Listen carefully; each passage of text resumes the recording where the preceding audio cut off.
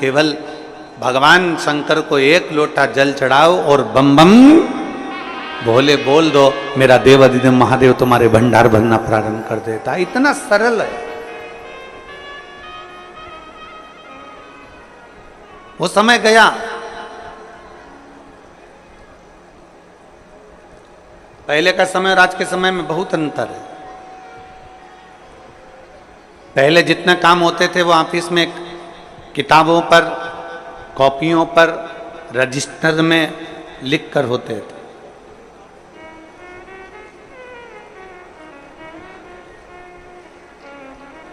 पहले के जितने कार्य होते थे वो सब रजिस्टर पर लिखकर होते थे, कॉपी किताब में लिखकर होते थे। अब धीरे धीरे धीरे धीरे वो काम कम होता चले गया और लैपटॉप पर, कंप्यूटर पर वो सारा काम, वो सारा डाटा उस पर आ गया।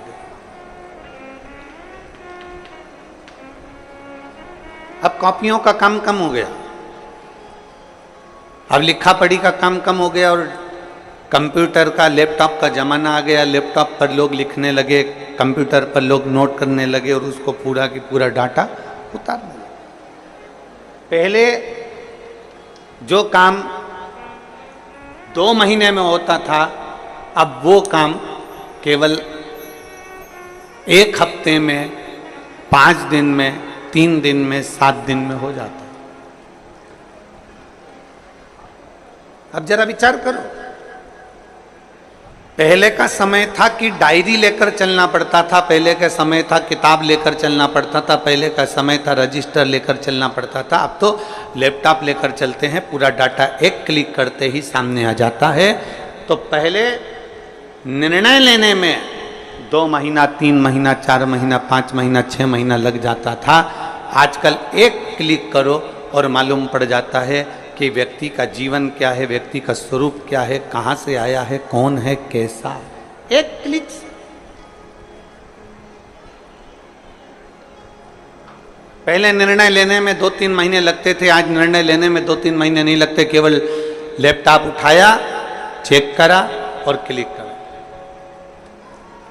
अब पहले का समय इतना लगता था, आज के समय में समय नहीं लगता, तुरंत काम हो जाता है। उसी तरह सतयुग में, त्रेता में, द्वापर में भगवान का जो यज्ञ होता था, अनुष्ठान होता था, हजारों हजारों वर्ष तक लोग तप करते थे, साधना करते थे, भगवान की भक्ति करते थे। हजारों वर्ष तक लोग मौन होकर बैठे रहते थे। हजारों वर्ष तक शरीर पर राख, मिट्टी जम जाती थी, बॉबी बन जाती थी शरीर की। इतना तप, इतना यज्ञ, इतना अनुष्ठान करते थे, तब भगवान प्राप्त होता था। पर जैसे आज के जमाने में लैपटॉप एक क्लिक करो और तुम्हारा डाटा सामने आ जाता है, तुमने क्या करा तुम्हारे सम्मुख में आ जाता है। उसी तरह आज के समय में, कलिकाल में, एक लोटा जल महादेव को चढ़ा दो, सारा डाटा तुम्हारे सामने भगवान शिव की कृपा के रूप में आ जाता है। केवल एक लोटा जल। और अभी सावन में कितना? जम के बोलो जरा, 2 लोटा। पूरे वर्ष 1 लोटा और सावन महीना 2 लोटा जल। क्योंकि चातुर्मास में, सावन के महीने में हमारी भक्ति दुगनी होना चाहिए, हमारा भजन दुगना होना चाहिए, हमारा कीर्तन दुगना होना चाहिए, हमारा मंत्र जाप दुगना होना चाहिए।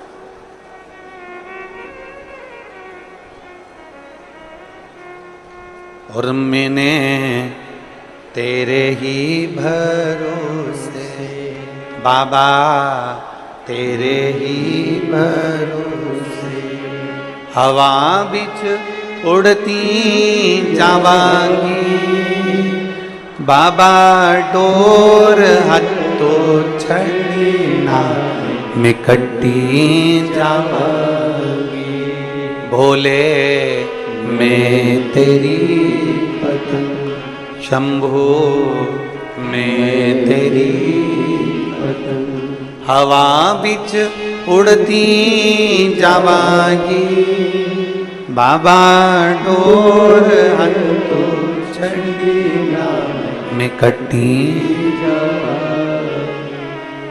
अपनी भक्ति को दुगना करिए, अपने विश्वास को दुगना करिए, अपनी दृढ़ता को दुगना करिए। गया जमाना जब किताबों से, डायरियों से, लिखा पढ़ी से काम होता था। आज का जमाना लैपटॉप का है, तुरंत काम होता है। इसलिए भगवान फल भी तुरंत देता है। जैसा कर्म करोगे वैसा फल तुम्हें तुरंत भोगना है, तुरंत।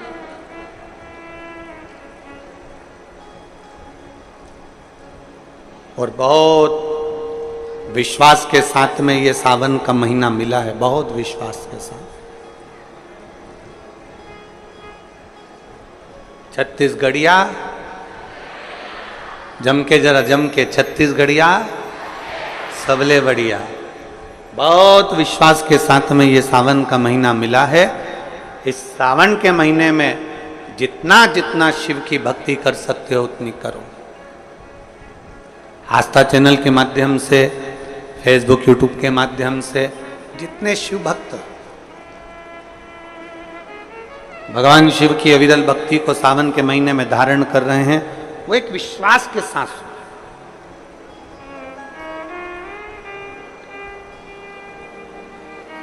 एक भरोसे के साथ। अभी हम जहाँ रुके हैं, न्यू कुर्सी पार, कुर्सी पार है कि कुर्सी पार है? हाँ, तो तुम समझ गए ना? हाँ ठीक है। हम जहाँ रुके हुए हैं न्यू कुर्सी, हाँ तुम समझ लेना, कुर्सी कुर्सी एक ही बात है, ठीक है। हम न्यू डैश डैश डैश पार रुके हैं। तो वहाँ जिस भवन में हम रुके हैं अग्रसेन अग्रवाल समाज का, तो सुबह सुबह लगभग 5 साढ़े 5 बजे हम जब सुबह मॉर्निंग वॉक कर रहे थे, घूम रहे थे, तो वहाँ एक माताजी ने एक बहुत सुंदर प्रश्न किया। कथा की शुरुआत है, ध्यान से सुनना। उस माँ ने एक प्रश्न किया कि गुरुजी,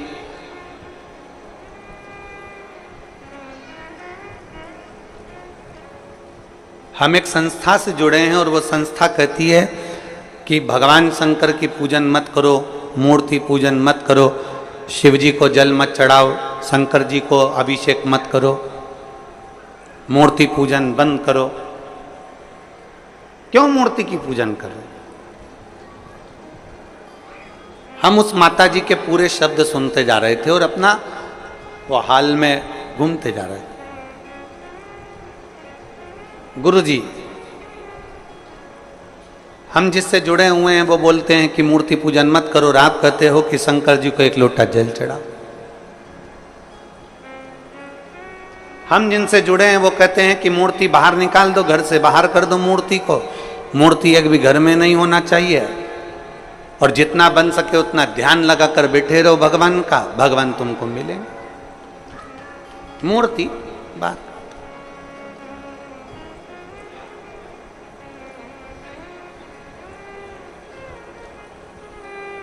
हमने उस माँ से कहा, तुम जिस भी संस्था से जुड़े हो हमें उससे मतलब नहीं है। उसने तुमसे कहा कि मूर्ति बाहर कर दो, मूर्ति पूजन मत करो, ध्यान लगा कर बैठे रहो।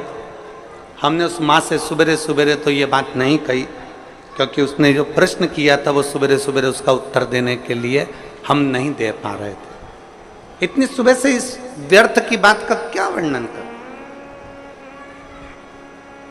पर अगर वो माँ, वो बोल रही थी मैं कथा में आऊंगी कथा सुनने के लिए, तो अगर वो कथा में बैठी हो तो ध्यान लगाना उसको। जो तुमसे कह रहे हैं कि मूर्ति पूजन मत करो, जो तुमसे कहते हैं कि भगवान को बाहर निकाल दो, जो तुमसे कहते हैं कि मूर्ति को बाहर निकाल दो और ध्यान लगाकर बैठो, जितना कर सकते हो उतना ध्यान लगाओ, तो हम निवेदन करेंगे उनसे जाकर कहना कि तुम भी शादी मत करना, बच्चे मत करना, ध्यान लगाकर बैठ जाना कि मेरी लुगाई आई, मेरी पत्नी आई, हमारी शादी हो गई, हमारे 4 बच्चे हो गए, 2 5वीं में पढ़ रहे, 2 6 में पढ़ रहे। बस ऐसा ध्यान लगाकर बैठ जाओ। ध्यान लगाकर बैठने से पत्नी प्राप्त हो जाएगी क्या? जम के बोलो जरा। ध्यान लगाकर बैठने से बच्चे पैदा हो जाएंगे क्या? जम के बोलो जरा। ध्यान लगाकर बैठने से मकान बन जाएगा क्या? नहीं। ध्यान लगाकर बैठने से तुम ध्यान लगा लो, मकान बन गया, 4 मंजिल का बन गया, अटैच लेट बाथ लग गया, पलंग लग गया, सोफा लग गया, तो क्या मकान बन जाएगा? नहीं। उसके लिए तुम्हें ध्यान से हटकर थोड़ी परिश्रम करना पड़ेगा, तब मकान बन पाएगा। थोड़ा परिश्रम करना पड़ेगा तब जाकर कोई कार्य हो पाएगा। थोड़ा परिश्रम करना पड़ेगा तब तुम आगे बढ़ पाओगे। ध्यान रखना, जो कहते हैं कि मूर्ति पूजन मत करो, हम उनसे कहते हैं एक बार मेरे शंकर भगवान पे लोटा भर के जल चढ़ाकर देख, तू खुद अपने आप मूर्ति पूजन में लीन होता चला, अपने आप लीन होगा। कोई लेट बनता है, कोई जल्दी बनता है। शिव को जल चढ़ाने वाला एक दिन सेठ जरूर बनता है। सेठ जरूर बनेगा। थोड़ा समय लग सकता है, थोड़ा समय लगेगा।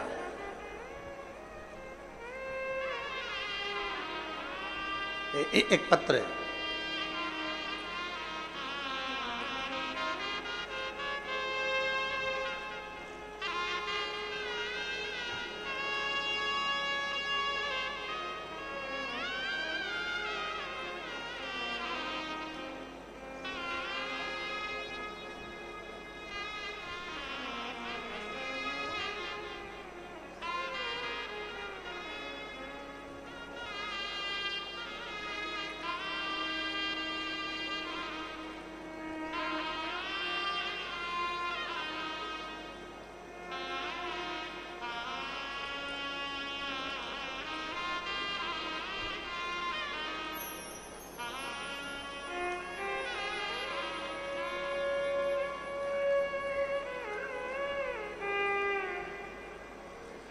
मेरा नाम मनीराम देवांगना। कहीं बैठे हैं मनीराम जी देवांगन? कहीं बैठे हो तो हाथ हिलाइएगा। आप ही हैं? ऐसा हाथ हिला दो। आ जाओ, एक बेलपत्र लेकर चले जाना। हाथ हिलाओ एक बार वापिस। आ जाइए। मेरा नाम मनीराम देवांगन है। मैं भाटापारा जिला बालोदा बाजार, भाटापारा छत्तीसगढ़ का निवासी हूँ। मेरा मोबाइल नंबर ये है। एक लोटे जल का मैं क्या वर्णन करूं। मैं कपड़े की फेरी लगाता हूं, साइकिल पे कपड़ा बांधना, ले जाना, बेचना। 1 साल से मेरी कपड़े की फेरी ठीक नहीं चल रही। इतना दुखी हो गया कि भोजन के भी लाले पड़ने लगे। बड़ी मुश्किल से जिंदगी चलने लगी। अब करूं तो करूं क्या। एक दिन मेरे पिताजी ने मुझसे कहा कि तू एक काम कर। वो सियोर वाला महाराज कहता है कि शंकर जी पर अगर 1 लोटा जल चढ़ाओगे, उसको जल चढ़ाने वाला एक ना एक दिन सेठ जरूर बनता है। अब तू फेरी भी लगा, मना नहीं, पर पहले शिव जी को जल चढ़ा। मैंने अपने पिताजी के कहने पर, जो आपकी कथा दिन रात सुनते हैं, उनके कहने पर शंकर जी के मंदिर में जाना प्रारंभ करा। 1 लोटा जल चढ़ाना प्रारंभ करा। गुरुदेव 2-3 महीने तो मेरी फेरी जैसी थी वैसी ही रही, कोई अंतर नहीं आया। आखिरी में मैंने मंदिर जाना छोड़ा तो मेरे पिताजी ने कहा मंदिर मत छोड़। तो शिव जी के मंदिर में जा, झाड़ू पोछा लगा और 1 लोटा जल चढ़ा। अब मैंने मंदिर में सफाई करना प्रारंभ करी और मेरे बाबा का नाम लेकर जो जल शिव जी को चढ़ाता था वही मैं अपने कपड़े पर छींट देता था और कपड़ा लेकर साइकिल पर बांध कर चला जाता। आज मेरे बाबा ने ऐसी कृपा कर दी कि मुझे भी लाखों और करोड़ों में खिला दिया। मैं बाबा को धन्यवाद देने के लिए आया। मैं शिव को धन्यवाद देने के लिए आया। लाइन अच्छी लिखी है, आप और हम सब गुनगुनाते। खाली ना जाता कोई दर से तुम्हारे,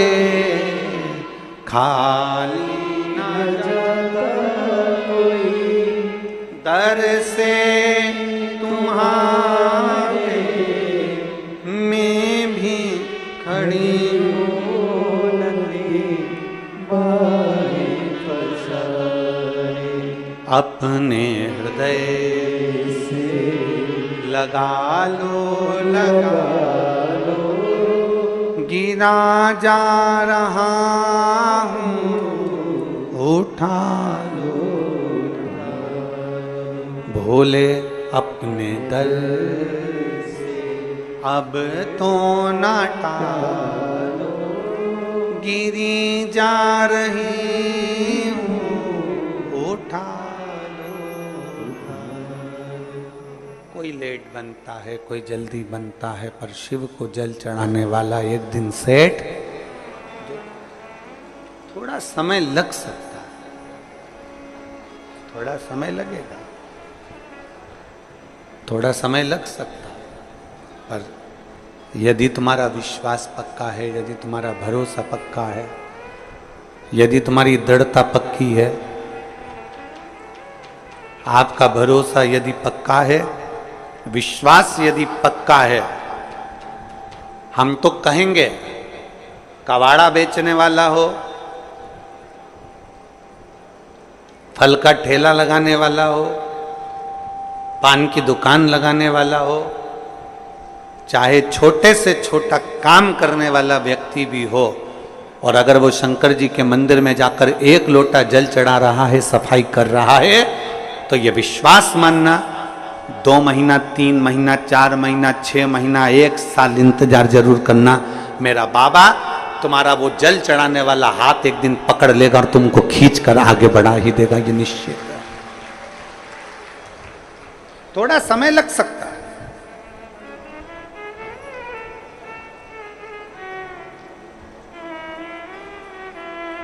थोड़ा समय लग सकता है, पर मेरा बाबा जिस दिन हाथ पकड़ेगा और खींचेगा, उस दिन सुख का अनुभव होगा। थोड़ा समय लग सकता है।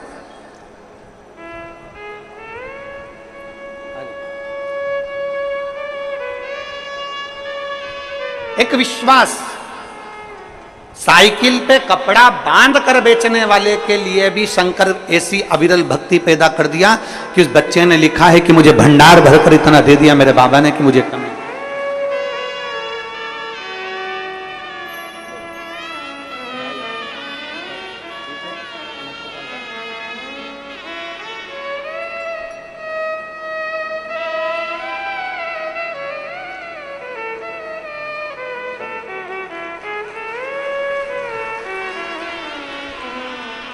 और लुटा दिया भंडार,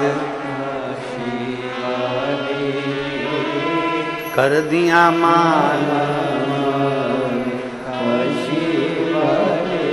अपने भरोसे को बढ़ाना है हमको, अपने विश्वास को बढ़ाना है हमें। सावन के महीने में हमें कुछ नहीं करना, बस इतना ही करना है कि हमारा विश्वास कितना शंकर के प्रति जा सकता है।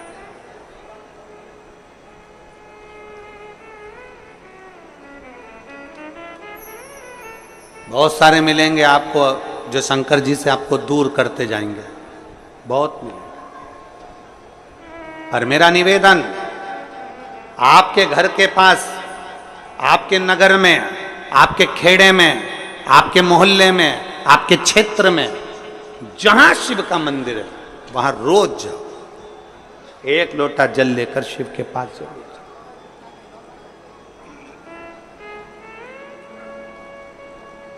उसके दरवाजे तक जरूर पहुंचो।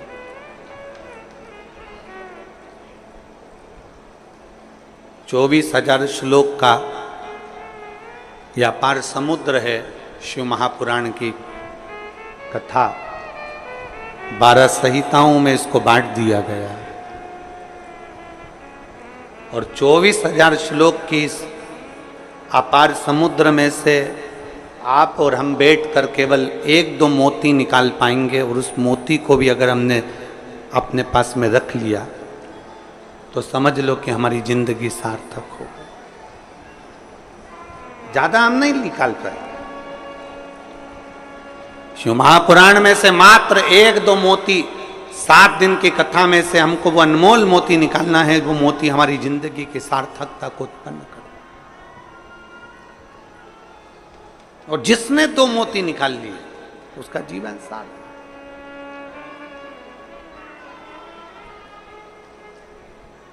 हमें ध्यान देना है कि हमारा मन, हमारा चित्त भगवान की ओर स्थिर हुआ कि नहीं। गेहूं पिसवाते हो, अरे बोलो तो जम के तो बोलो। पिसवाते हो, रोटी बनाते हो, खाते हो। गेहूं की पीसने की जो चक्की होती है ना, उसमें 2 पार्ट लगे होते हैं। एक पार्ट फिक्स और दूसरा पार्ट, जम के बोलो, घूमता रहता है। चक्की का जो एक पार्ट होता है वो एकदम फिक्स होता है, एकदम जमा हुआ होता है, और दूसरा पार्ट घूमता रहता है, तब जाकर वो गेहूं चावल पिसाता है। और अगर दोनों पार्ट घूमने लगेंगे तो पिसाएगा क्या? नहीं। चक्की का एक पार्ट स्थिर है और दूसरा पार्ट घूम रहा है, उसी तरह इस शरीर के भी 2 पार्ट हैं, एक मन, दूसरा ये शरीर। शिव महापुराण की कथा कहती है, मन को शंकर के चरणों में स्थिर रख लो और ये शरीर घूमने तो परमात्मा को मिलने में देरी नहीं लग सकती। मन स्थिर रखो। हम मन को स्थिर नहीं रख पाते। हम मन को जिस दिन स्थिर रख लेंगे, हम मन को जिस दिन पकड़ लेंगे, हम जिस दिन मन को अब स्थिरता में लाकर खड़ा कर देंगे, जिस दिन हमने मन की स्थिरता को निश्चित कर दिया, जिस दिन हमने मन को स्थिर कर दिया, फिर ये शरीर कहीं पर भी जाए, ये शरीर कहीं पर भी पहुंचे, अगर मन स्थिर हो गया तो फिर शरीर भी इधर उधर नहीं जा सकता। मन की स्थिरता। किसी किसी घर में बच्चों को इतने अच्छे संस्कार दे दिए जाते हैं, किसी किसी घर में बच्चों को इतना अच्छा ज्ञान दे दिया जाता है कि बच्चा किसी के साथ भी रहे उसका मन कभी बिगड़ता नहीं।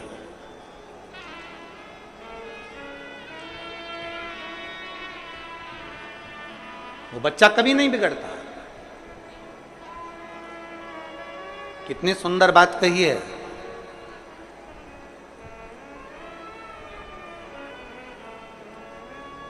केकई मंथरा अयोध्या में रहने के बाद भी नहीं सुधरे, और वो विभीषण रावण की लंका में रहने के बाद भी बिगड़ा नहीं है। नहीं बिगड़ा।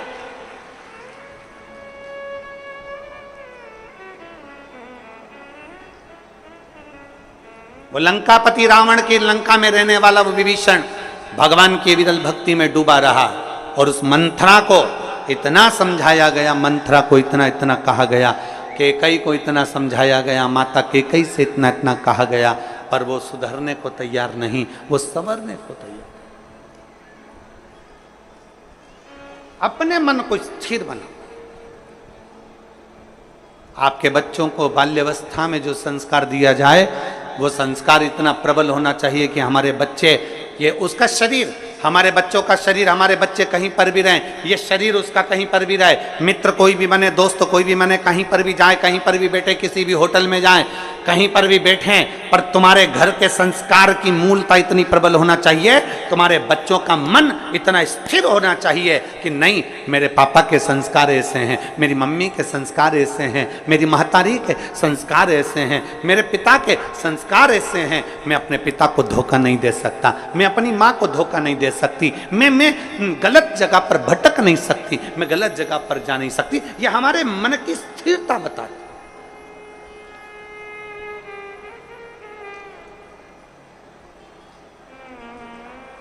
आज का जो माहौल चल रहा है ना, ये मेरी जीजियों और मेरे जितने जीजा बैठे हैं वो भी सावधानी से सुने। आज का जो माहौल चल रहा है, मोबाइल का नेटवर्क मालूम पड़ जाता है कि कहां है, मोबाइल का नेटवर्क मालूम पड़ जाता है कि कहां है, पर घर के बच्चों का नेटवर्क मालूम नहीं पड़ पाता कि वो कहां है।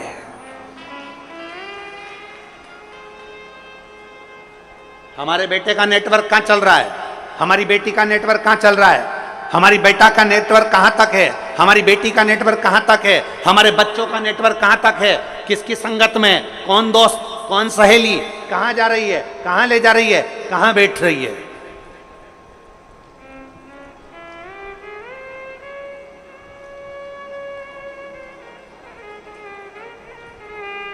नेटवर्क कहाँ है। गुरु नानक देव जी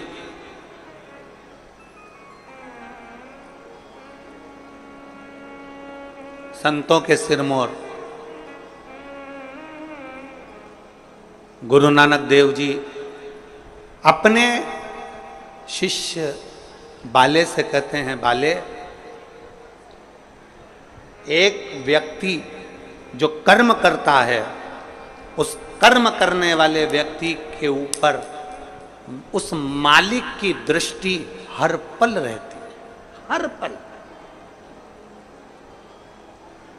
जैसे आज की भाषा में कहें कि दुनिया के लोग कहीं पर भी रहें वो सोचते हैं कि हमने जो करा वो परमात्मा ने नहीं देखा, हमने जो किया वो भगवान ने नहीं देखा। हम पुण्य करते हैं तो सारी दुनिया में डोंडी पीट देते हैं और हम पाप करते हैं तो किसी से नहीं कहते, छुपा लेते हैं, उसको लगता है कि मैंने किसी से नहीं कहा। गुरु नानक देव जी कहते हैं, बाले, हमारे एक एक कर्म पर हमारे ईश्वर की, उस परमात्मा की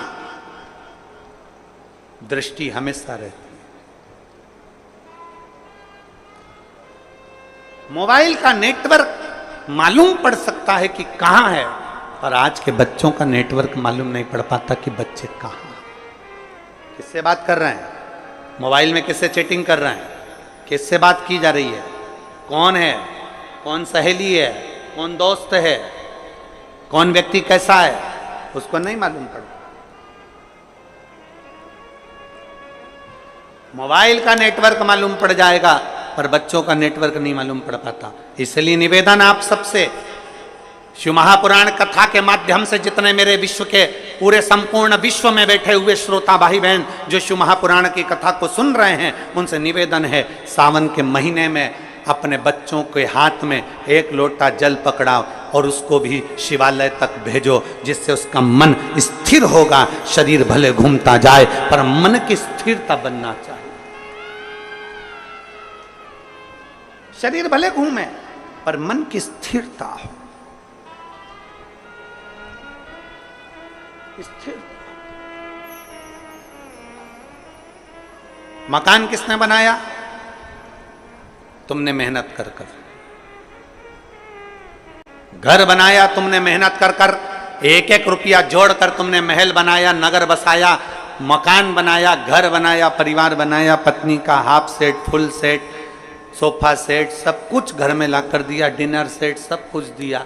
उसके बाद भी मनुष्य अगर घर में अपसेट रहे तो ऐसे सेट का कोई मतलब नहीं। उसके बाद भी अगर अपसेट हो तो उसका कोई मतलब।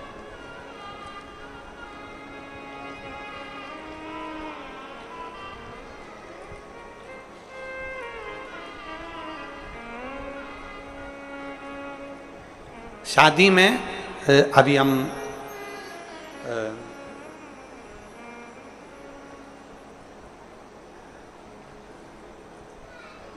बीच में कथा थी एक महाराष्ट्र में, तो हम एक शादी में गए, वो नहीं माने कि वो बेटी ने जिद कर ली कि नहीं, गुरुजी नहीं आएंगे तो मैं वरमाला नहीं डालूं, फेरे नहीं करूं, फिर हमको जाना पड़ा। अब वो बेटी ऐसा हाथ करी, हमने उसके हाथ में श्रीफल वगैरह दिया, तो उसके हाथ में नाम लिखा हुआ था। तो हमने बेटी से पूछा, क्यों रही ये हाथ में नाम किसका लिखा है? तो बेटी ने कहा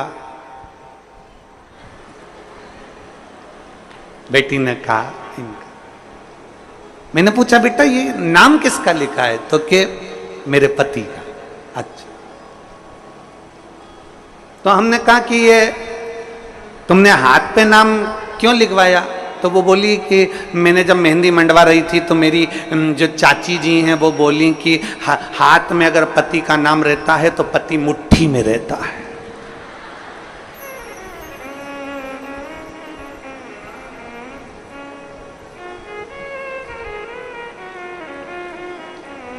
तो फिर हमने कहा बेटा फिर तो पति की जगह सास का लिखाना था,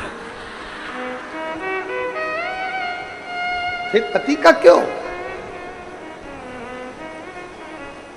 अगर हाथ पे नाम लिखने से पति मुट्ठी में आ जाए तो सास का नाम लिखाती कि सास मेरी मुट्ठी में हो जाए। देख, हमने उस बेटी से कहा, देख संसार में किसी को मुट्ठी में करने का प्रयास मत करो, प्रयास करो कि मेरे हाथ से सब छूटे रहें और मेरा महादेव मेरे हाथ में पकड़ा रहे, बस इससे ज्यादा कुछ।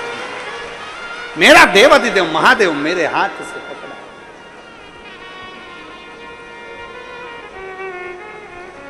मेरा शिव मेरा बना रहा है, उससे ज्यादा मुझे कुछ नहीं चाहिए। हम संसार के लोगों को अपना बनाने का प्रयास कर रहे हैं, हम संसार के लोगों को अपना बनाने का प्रयास कर रहे हैं, हम संसार के लोगों को अपना जोड़ने का प्रयास कर रहे हैं, हम संसार के लोगों को ये विचार करते हैं ये परिवार नाते रिश्ते कुटुंब कबीले सब मेरे बनते चले जाएं। शिव पुराण कहती है हम जितना जितना संसार के लोगों को अपना बनाने का प्रयास करेंगे ये हमसे दूर हटते चले जाते हैं। इसलिए प्रयास ये करो कि हमारा शिव, हमारा शंकर, हमारा ओघड़दानी, मेरा देव अधिदेव महादेव, मेरा शंभु, मेरा त्रिकालदर्शी, मेरा शिव हमारा बन जाए, बाकी की दुनिया भले जाए तो जाए। और शंभु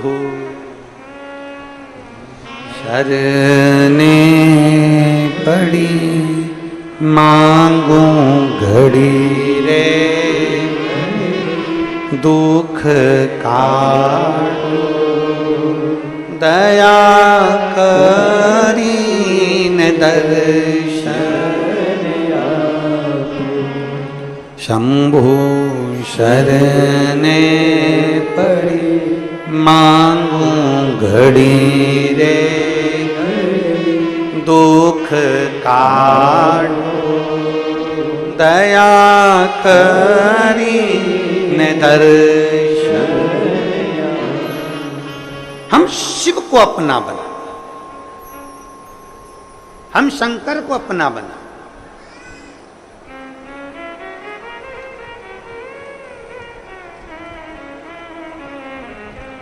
हाथ पर नहीं, दिल पर हमारे शिव का नाम अंकित कर ले, श्री शिवाय नमस्तुभ्यम। जब हमने अंकित कर लिया तो हमारे हर पल, हर घड़ी, हर क्षण, हर श्वास में शिव रमेगा।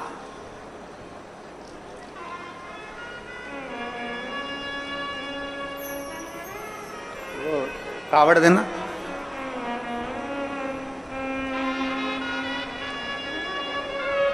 कावड़ देखिए आप लोगों ने, ये कावड़, इसमें दो तो पानी के कलश रहते हैं, दो पानी के लोटे रहते हैं, भक्ति की डोरी बंधी होती है, और एक बांबू, एक बांस लगा रहता है। इसमें मूलतः डंडे का प्रयोग में बांस का प्रयोग किया जाता है। इसमें मूलतः इस कावड़ में डंडे के प्रयोग की जगह बांस का, बांबू का। इधर छत्तीसगढ़ में क्या बोलते हैं? बांस बोलते हो, बांबू बोलते हो? बांस। महाराष्ट्र में बांबू बोलते हैं इसको, बांबू। मूलतः प्रयोग होता। अब जब हम इस कावड़ में अगर देखें तो सबसे मुख्य अगर कुछ होता है कावड़ ले जाने में तो वो बांबू होता है, बांस होता है। और बांबू का जो पेड़ होता है, बांस जो होता है, उसमें थोड़ी दूर तक अच्छा रहता है, फिर गठान आ जाती है, फिर थोड़ी दूर तक अच्छा रहता है, फिर गांठ आती है, फिर थोड़ी दूर तक अच्छा रहता है, फिर गांठ आती है। बोलो देखा कि नहीं देखा आप लोगों ने? बांबू में जगह जगह पर गांठ आती रहती है और बांबू अंदर से पोला रहता है।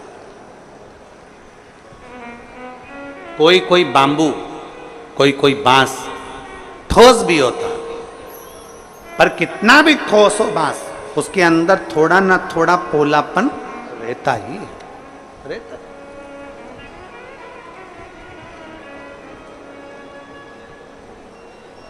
शादी में, विवाह में जन्म में, मरण में, मृत्यु के समय पर भी बांबू का बांस का प्रयोग किया जाता है आखिरी तक। और कांवड़ चढ़ाने के लिए भी जिस बांस को पकड़ा जाता है, जिस बांबू को पकड़ा जाता है, जिसमें 2 कलश बंधे होते हैं, उसको हम पूरे समय अपने हाथ में, कंधे पर, दोनों कंधे पर किसी भी तरह से उसको लेकर सावन के महीने में शंकर जी के पास जाते हैं। उसका कारण क्या है? क्यों, किस लिए? और बोलते बोलते जा रहे हैं, बोल बम बोल बम बोल बम बोल बम बोल बम बोल बम बोल बम, बोलते बोलते।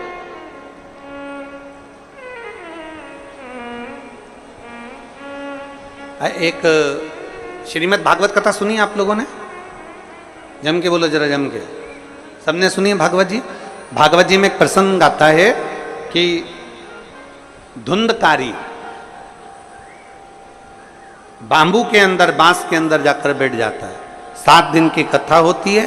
7 दिन में धुंधकारी फिर वो बांस के 7 गांठों में से बाहर निकल जाता है और उसकी मुक्ति हो जाती है, उसका मोक्ष हो जाता है।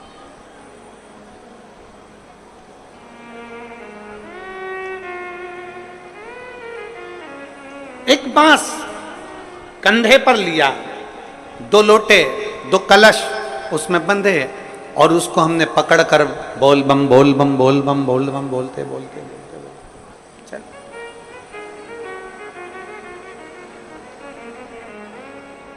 आखिरी में हम जो बांबू पकड़े हैं, जो बांस पकड़े हैं, वो बांस की महत्वता सावन के महीने में क्यों हो जाती है? क्यों कांवड़ बांबू पर ही बांध कर ली जाती है? उसका कारण क्या है? उसका केवल एक कारण है, हे देवाधिदेव महादेव, इस बांबू में गांठें हैं। और सरलता में जाइए, देखो, बहुत बहुत सरलता में जाइएगा। हमारे भारत की भूमि के जो जगत गुरु शंकराचार्य जी हैं, वो भी अपने हाथ में दंड रखते हैं, वो भी बांबू, वो भी बांबू, वो भी बांस।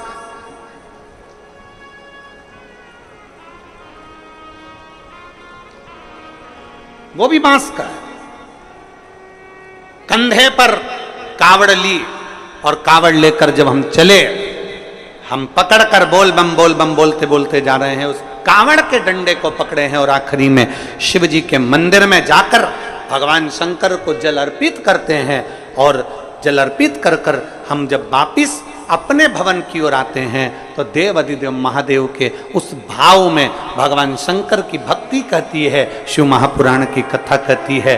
वो बांबू जिसमें बहुत सारी गांठें हैं, और वो गांठें स्वयं शिव शंकर की कथा कहती है। जिस समय पर हम दोनों हाथ में कावड़ के लोटों को लेकर, जल लेकर भगवान शिव को समर्पित करते हैं, 2 हाथ हमारे जल से भरे होते हैं और बांबू नीचे रह जाता है, उसी समय पर शिव कथा कहती है कि जैसे बांस की गांठें बहुत होती हैं और वो गांठ टूटती नहीं है, पर महादेव के चरणों में जैसे 2 लोटा जल पहुंचता है, हमारे जीवन की सारी गांठें टूटती चली जाती अपने आप। कई लोग छत्तीसगढ़ से, मालूम नहीं जाते कि नहीं जाते, हमें नहीं मालूम, पर देवघर, बाबा धाम छत्तीसगढ़ से जाते हैं लोग बाग? हाथ उठाओ जरा, जाते हैं? अरे बहुत बढ़िया, रखो रखो, बहुत बढ़िया। देवघर जाते हैं, सुल्तानगंज से जल भरकर देवघर तक पैदल 150 किलोमीटर तक बाबा का नाम लेते लेते लेते लेते भगवान का भजन करते करते चले जाते। उसके दरवाजे तक पहुंच गए, जल महादेव पर चढ़ा कि नहीं चढ़ा वो मतलब नहीं है, वो मूलता नहीं है, पर आप भगवान के दरवाजे तक जब पहुंचते हो,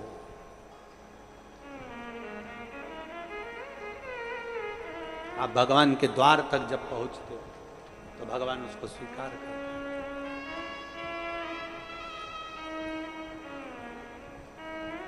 पहुंचते हैं हम उसके दरवाजे तक, जब पहुंचेंगे तो सुख का अनुभव अपने आप होगा, अपने। शिव कथा कहती है, कावड़ लेकर जब हम भगवान देवाधिदेव महादेव की ओर बढ़ते हैं, कावड़ लेकर,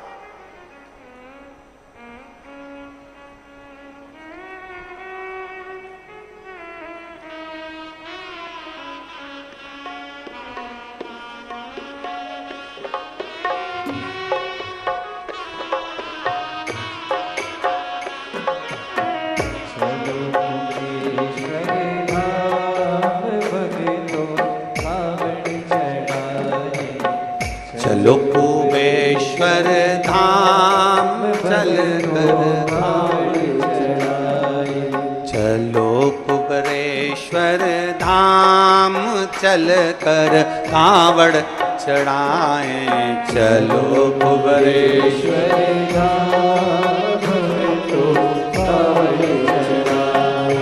कावड़ चढ़ाए मेरे भोले को रिझाए, कावड़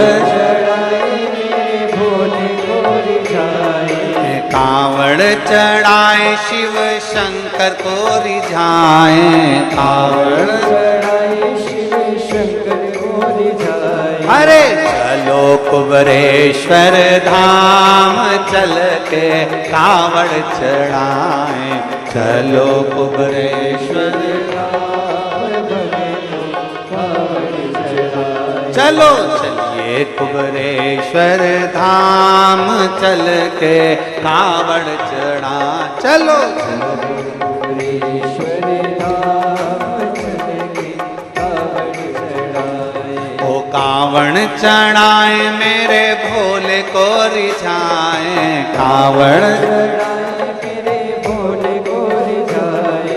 कावड़ चढ़ाए शिव शंकर को रिझाए, कावड़ चढ़ाए शिव शंकर को रिझाए। चलो चलिए कुबेश्वर धाम चल के कावड़ चढ़ाए, चलिए कुबेश्वर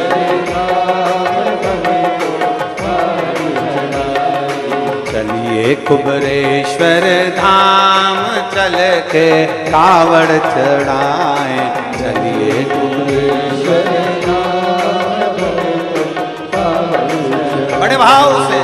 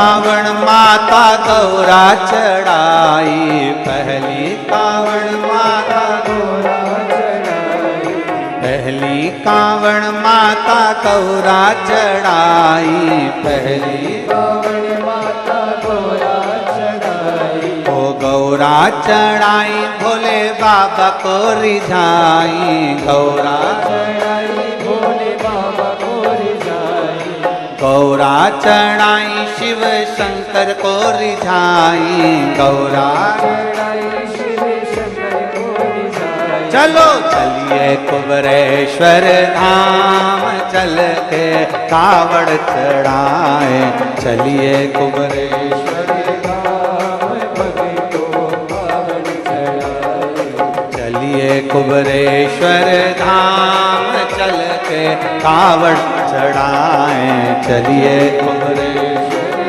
धाम भक्तों कावड़ चढ़ाए।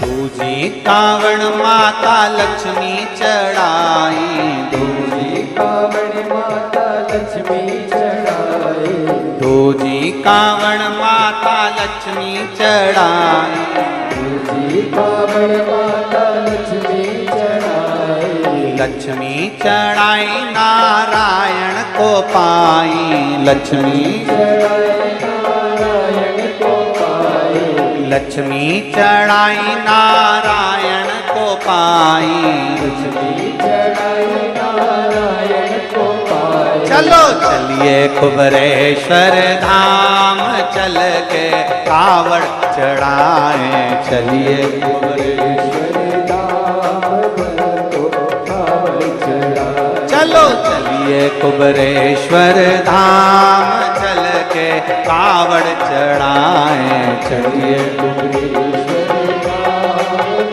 को कावड़ चढ़ाए।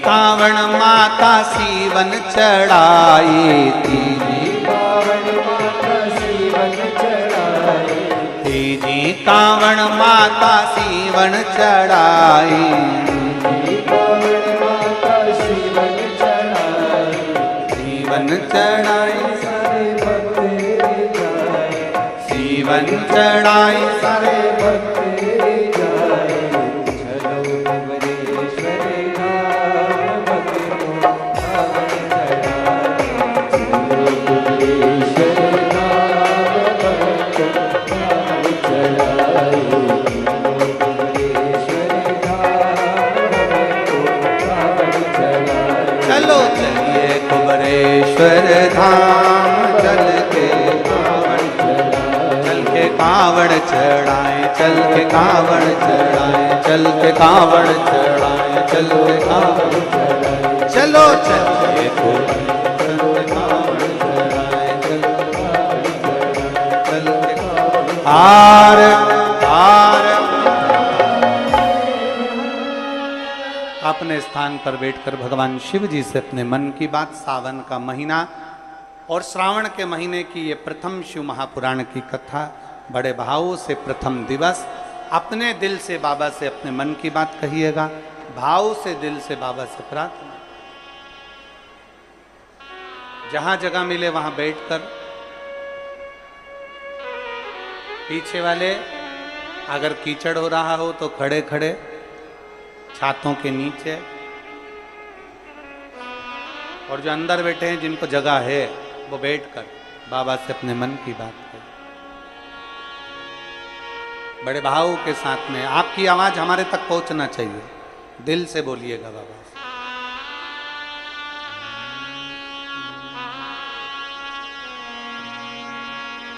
श्री शिवाय नमस्तु,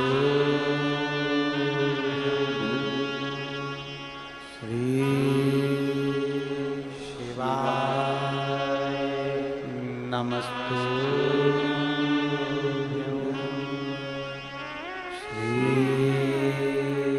शिवाय नमस्तु, श्री शिवाय नमस्तु, श्री शिवाय नमस्तु।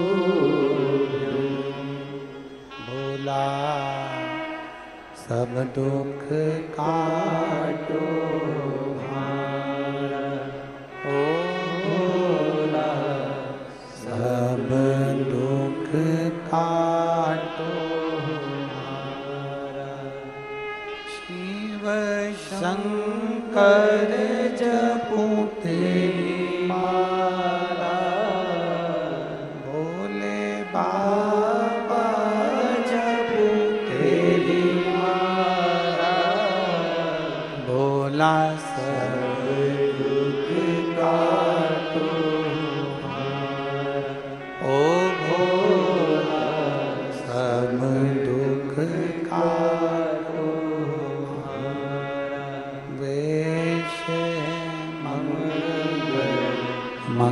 मंगलकारी, वेश मंगलकारी, शमशान वासी हमारा, शमशान वासी हमारा, ओ भोला सब दुख काटो भार, ओ भोला सब दुख काटो भार। भगवान देवती देव महादेव, भगवान शिव की कथा कहती है, सावन के महीने में विश्वास के साथ में जो हम भगवान की कावड़ लेकर जाते हैं, उसमें जो डंडा लगा होता है वो बाम्बू का होता है, उसमें भी गांठें होती है, वो गांठें खुल जाती है। कहते हैं शिव के नजदीक जैसे जैसे पहुंचते हैं वैसे वैसे हमारी जिंदगी की गांठें खुलती चली। शिव महापुराण में एक देवराज नाम का ब्राह्मण, महत्तम में कथा थी, एक देवराज नाम का ब्राह्मण, ब्राह्मण कुल में जन्म जरूर ले लिया पर ब्राह्मण जैसा कर्म नहीं कर पाया।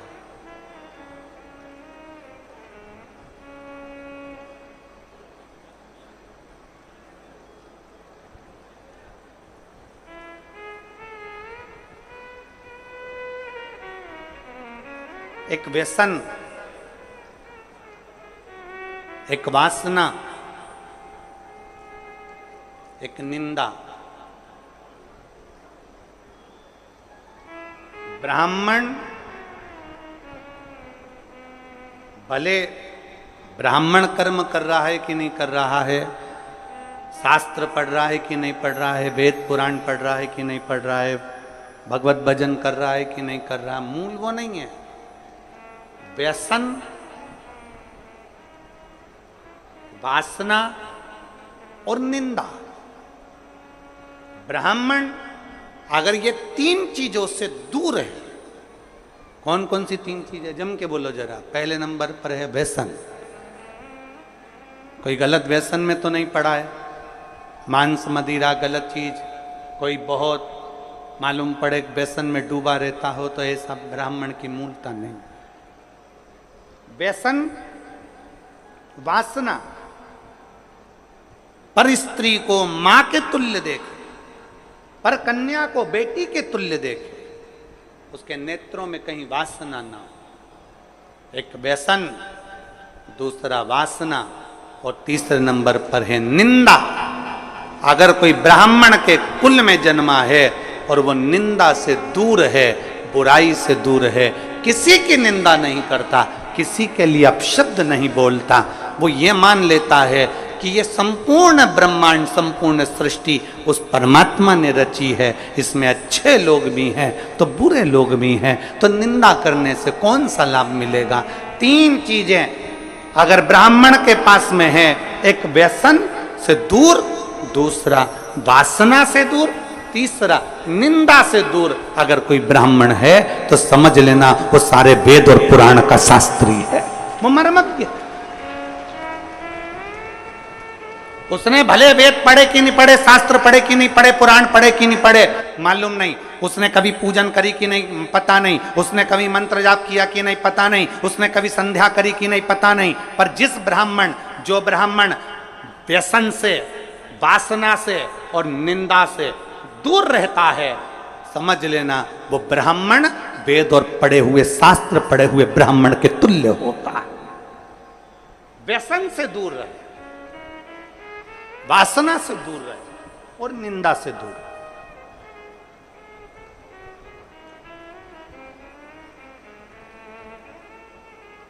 व्यसन, वासना और निंदा से जो दूरी बना लेता है, समझ लो वो श्रेष्ठ है, वो श्रेष्ठ।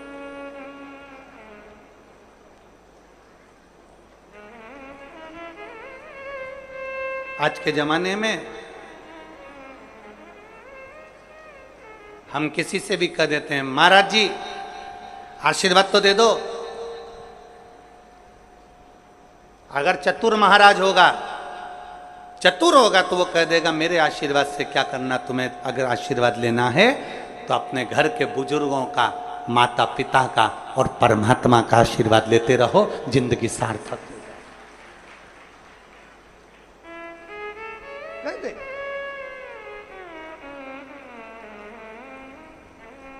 व्यसन में डूबा हुआ कितना बड़ा भी विद्वान क्यों ना हो, कितना बड़ा भी वेद पाठी क्यों ना हो, कितना बड़ा भी शास्त्रों का मर्मज्ञ जानने वाला क्यों ना हो, अगर व्यसन में डूबा है तो वो श्रेष्ठ नहीं। कितना बड़ा भी मर्मज्ञवान हो, कितना बड़ा भी वेद पाठी हो, कितना बड़ी विद्वत्ता हो, अगर वो वासना में डूबा है तो वो श्रेष्ठ नहीं।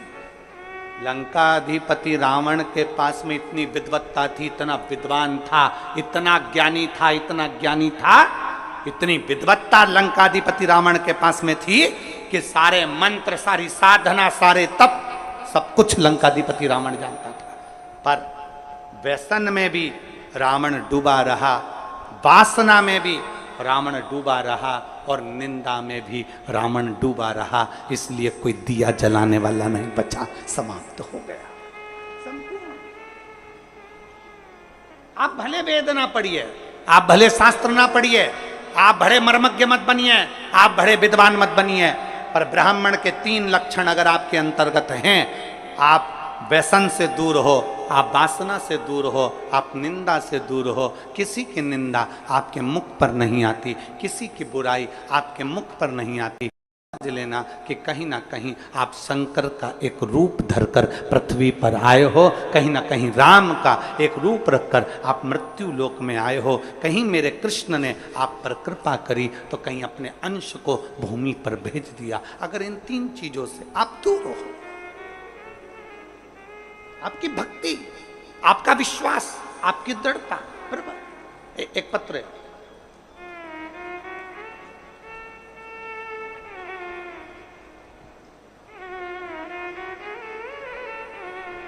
योगिता साहू, चंद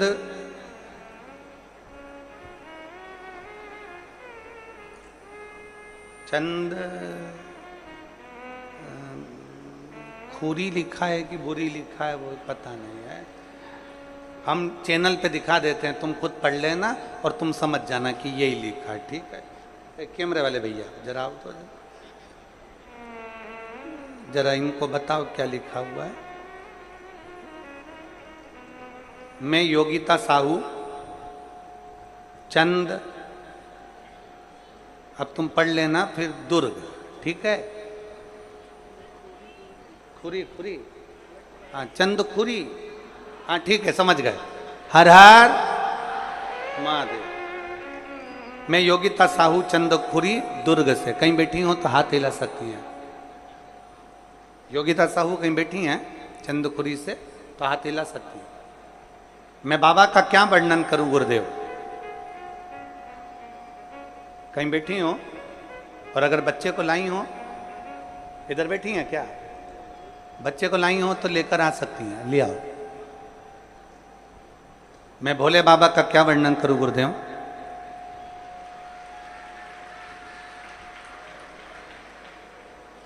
मेरे यहाँ शादी के हमने 1 साल, 2 साल, 3 साल, 4 साल, 5 साल, 6 साल, 7 साल, 8 साल तक इंतजार करते रहे बच्चे का कि बच्चा होगा, संतान होगी, पर संतान का सुख नहीं हुआ गुरुदेव।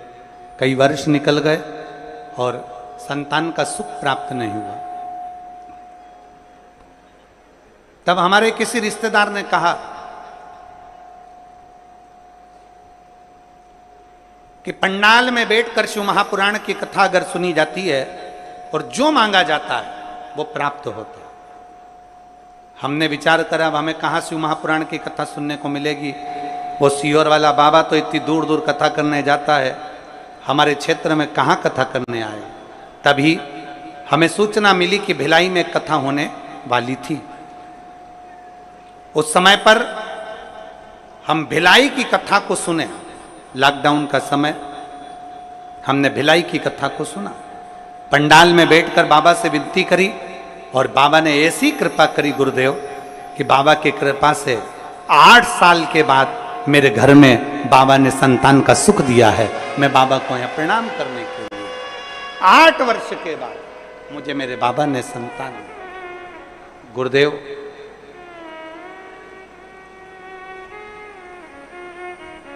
एक बात कहना चाहती हूं, जब संतान नहीं होती है ना तो लोग एक स्त्री को, एक नारी को दोष देते हैं। पर मेरे भोले बाबा से विनती है, आप जो अपनी भाषा में कहते हो वो एक बार इस व्यासपीठ से जरूर कहना। हम जो भोले बाबा से कहते हैं आपको मालूम होगा, एक ही चीज कहते हैं कि मेरे बाबा किसी स्त्री की गोद खाली मत रखना और किसी पुरुष की जेब खाली मत रखना। स्त्री की गोद खाली रहती है लॉकडाउन के समय पर हमने कथा सुनी और बाबा से इस पंडाल में बैठकर बाबा से भिलाई की कथा में मांगा था कि हमारे घर औलाद हो जाए, और बाबा ने 8 साल के बाद हमें कथा में बाबा ने संतान दी। स्त्री की गोद खाली रहती है तो लोग ताना देते रहते हैं, अपशब्द कहते रहते हैं, ना जाने क्या क्या बोलते रहते हैं। और पुरुष की जब जेब खाली रहती है तो दुनिया के लोग गिनते नहीं है, ठोकर मार देते, ठोकर मार देते। दोनों चीजों में ताने मिलते हैं साहब, दोनों चीजों। एक पत्र और है, दीप्ति साहू, कोडिया दुर्ग। दीप्ति साहू कहीं बैठी हैं कोडिया दुर्ग से, आप ही हैं? बच्चा आया है क्या साथ में? ले आओ, इसको भी ले आओ।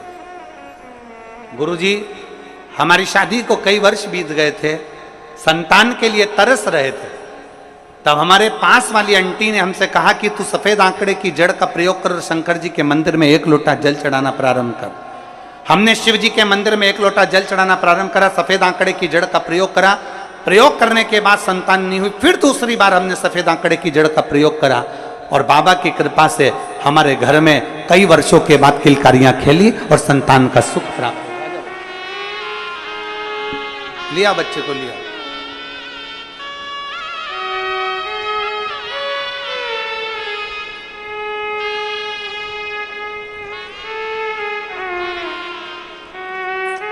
प्रणाम करो, प्रणाम करो।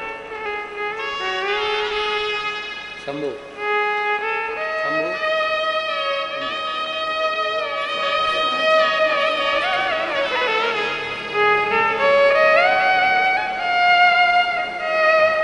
खुश हो, प्रसन्न हो। अब रोने का नहीं, अब खुश होने का।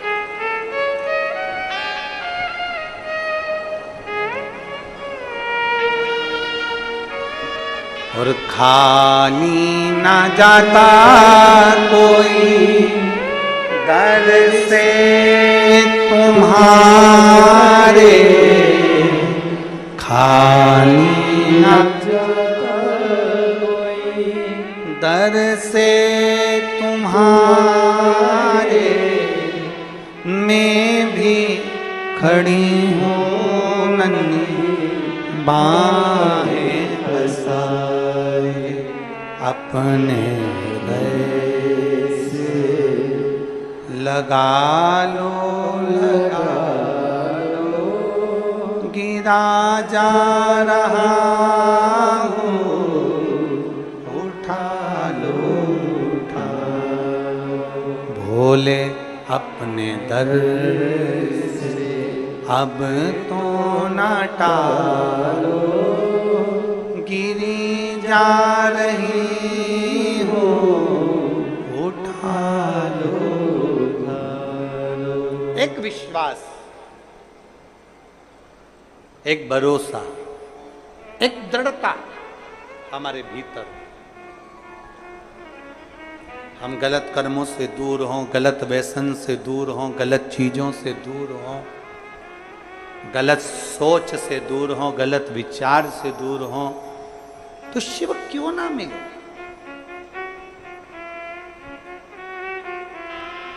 फिर शंकर क्यों ना मिले? मिलता।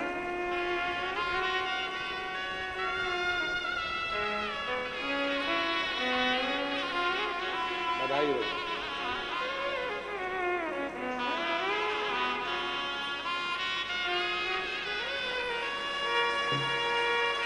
शंभू, शंभू,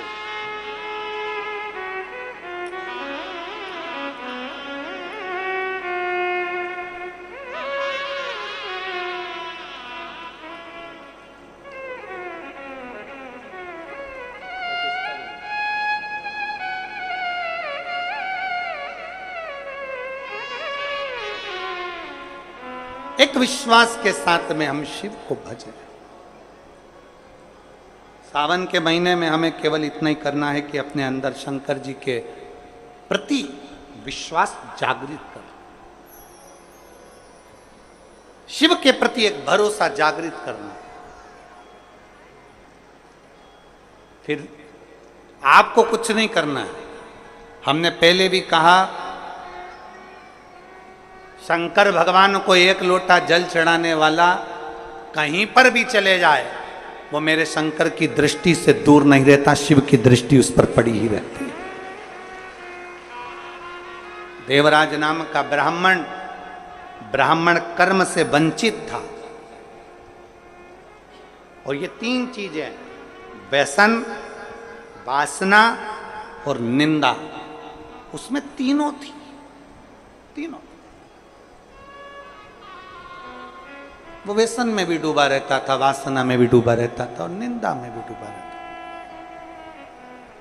था। एक बहुत सुंदर बात शिव महापुराण की कथा कहती है, कोई निंदा करने वाला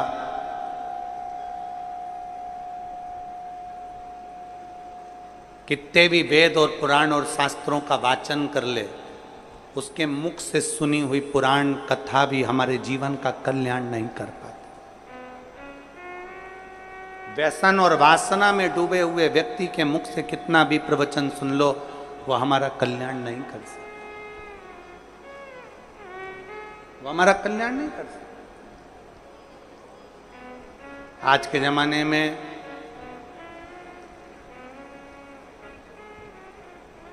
डुप्लीकेट ना जाने कितने सारे बाबाओं का ढेर लगा पड़ा हुआ है। सावधानी की बहुत जरूरत है, बहुत जरूरत।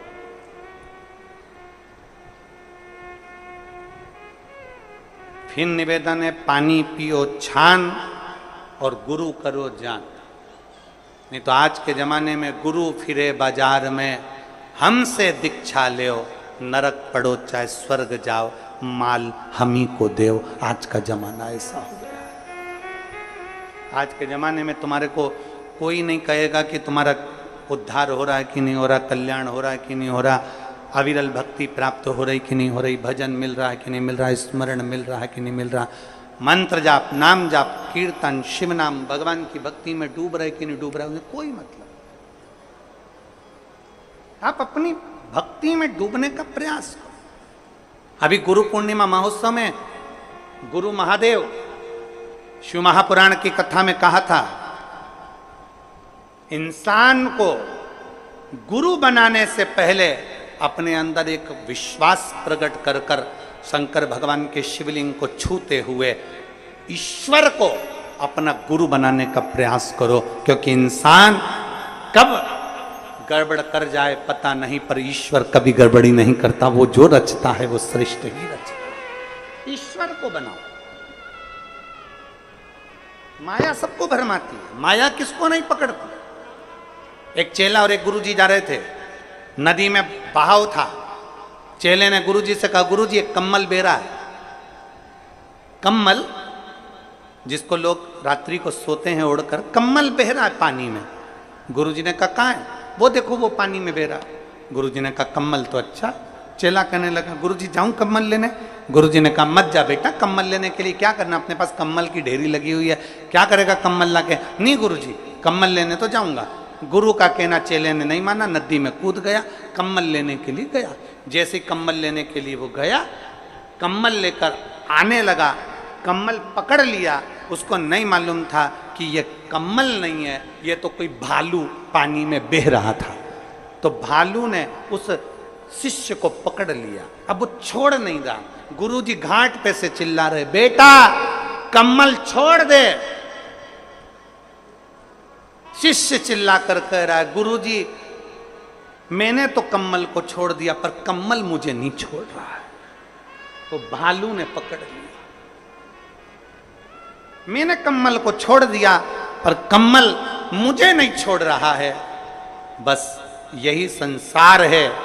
इस संसार में माया जब पकड़ती है तो किसी को नहीं छोड़ती है, चाहे वो कोई भी हो। इसलिए शिव पुराण कहती है, पार्वती जी ने शिव जी को गुरु बनाया था, गणेश जी ने शिव जी को गुरु बनाया था, नंदी ने शिव जी को गुरु बनाया था, लक्ष्मी जी ने शिव जी को गुरु बनाया था, नारायण ने शिव जी को गुरु बनाया था, सारे देवताओं का क्रम उठाकर देख लिए, सबने महादेव को गुरु बनाया, तो हम भी हमारे देवादिदेव महादेव का मात्र स्पर्श कर कर उसको गुरु बना सकते।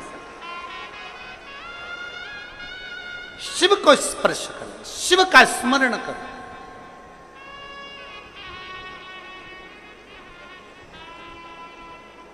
व्यसन, वासना और निंदा ये दूर रहे। और कितना कितना छत्तीसगढ़ पुलिस, छत्तीसगढ़ शासन की जो पुलिस है वो तो निरंतर कई सालों से एक अभियान चलाती आ रही है, व्यसन मुक्त, नशा मुक्त, नशे से मुक्त। शायद भारत की संपूर्ण प्रदेशों में से केवल एक छत्तीसगढ़ की पुलिस एक ऐसी होगी जो यह अभियान चलाती है कि हमारा प्रदेश, हमारा देश नशे से मुक्त हो। एक बार जोरदार ताली बजाओ छत्तीसगढ़ पुलिस के लिए, साधु होता है, नशे से मुक्त हो। और शिव महापुराण भी यही कह रही है। आज के दुनिया के लोग कह देते हैं शंकर भगवान तो भांग का नशा करते हैं, शंकर भगवान गांजे का नशा करते हैं, शंकर भगवान चिलम पीते हैं, भगवान शंकर ऐसा करते हैं। दुनिया के लोगों की दृष्टि गड़बड़ हो गई है, दुनिया के लोगों की सोच गड़बड़ हो गई है। शंकर भगवान को दुनिया के लोग केवल बदनाम करने में लगे हुए हैं, इसलिए उनके जो फोटो बना दिए वो गांजा पीते हुए बना दिया, उनके फोटो बना दिए चिलम पीते हुए बना दिया, उनका फोटो बना दिया लोटे में भांग पीता हुआ बना दिया। अरे मेरे देव अधिदेव महादेव ना कभी गांजा पीते हैं ना कभी भांग पीते हैं। मेरे महादेव तो नशे से मुक्त रहने की सलाह देते हैं कि नशे से मुक्त रहिए, नशे से मुक्त। ये तो दुनिया की दृष्टि गलत है ना, जिसकी गलत दृष्टि होती है ना उसी को गलत दिखता है। रोड पे गाय ज्यादा हो जाती है तो दुनिया के लोग कहते कितनी आवारा गाय घूम रही है। अरे आवारा तेरी आंख हो गई जो तुझे गौ माता भी आवारा नजर आ रही है। आवारा तेरे नेत्र हो गए इसलिए तुझे गौ माता आवारा नजर आ रही है। याद रखना, हमारी दृष्टि जैसी होती है सामने की सृष्टि वैसी नजर आती है। नीला चश्मा लगाओगे तो नीला दिखेगा, काला लगाओगे तो काला दिखेगा, पीला चश्मा लगाओगे तो पीला दिखेगा, गुलाबी लगाओगे तो गुलाबी दिखेगा। जैसा चश्मा आंखों में चढ़ा रहेगा वैसा दिखेगा। हम जैसे हैं वैसे हमको सब नजर आते हैं। गौ माता कभी आवारा नहीं होती, हमारी दृष्टि आवारा हो गई। दूध निकाला छोड़ दिया, रोडों पर फिर रही है, कचरा खा रही है, पॉलीथीन खा रही है और उसकी दशा बिगड़ रही है। कहीं से तो गुजारा करेगी, कहीं से तो पेट भरेगी गौ माता। वो आवारा नहीं है, आवारा हमारी दृष्टि है।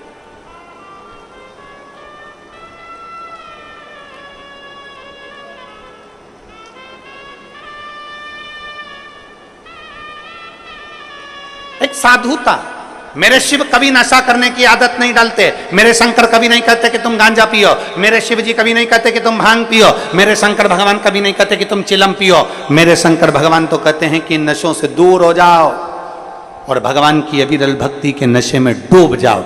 जिस दिन तुम राम नाम, कृष्ण नाम, शिव नाम के नशे में डूबोगे उस दिन तुम्हारी जिंदगी स्वयं सार्थक होती चलेगी। व्यसन, वासना और निंदा ये तीनों से ब्राह्मण को दूर रहना चाहिए।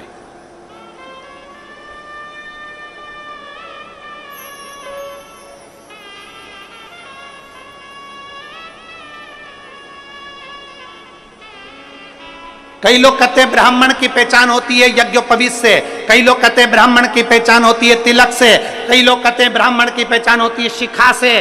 पर शिव महापुराण की कथा कहती है ये तीन से ब्राह्मण की पहचान तो होती है, पर तीन चीजें ब्राह्मण को परमात्मा से मिला देती है। एक व्यसन से मुक्ति, एक वासना से मुक्ति और एक निंदा से मुक्ति। ये तीन चीजें परमात्मा से मिला। व्यसन, वासना और निंदा ये दूर हो जाता। पर देवराज नाम का ब्राह्मण व्यसन से दूरी नहीं बना सका, देवराज नाम का ब्राह्मण वासना से दूरी नहीं बना सका, देवराज नाम का ब्राह्मण निंदा से दूरी नहीं बना सका।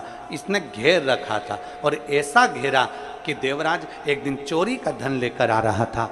चोरी का धन उसके पास में था और वो चोरी का धन उसके साथ में किसके लिए ला रहा था? देवराज चोरी किसके लिए कर रहा? देवराज को चोरी की जरूरत क्या पड़ गई? पेट भरने जितना तो मेरा भोलेनाथ सबको देता है। पेट भरने जितना तो मेरा बाबा सबको देता है, क्योंकि उसने संकल्प लिया है कि मृत्यु लोक में मैंने तुझे जन्म दिया है तो तेरे पेट भरने की जवाबदारी मेरी है।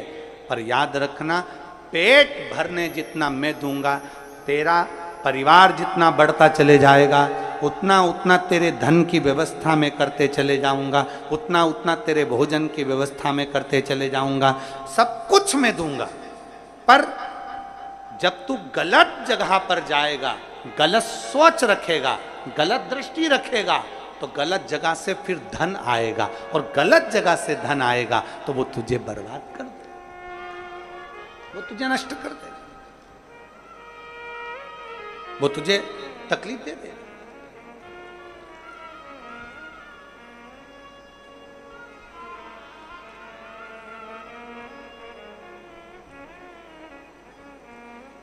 व्यक्ति नौकरी करता है,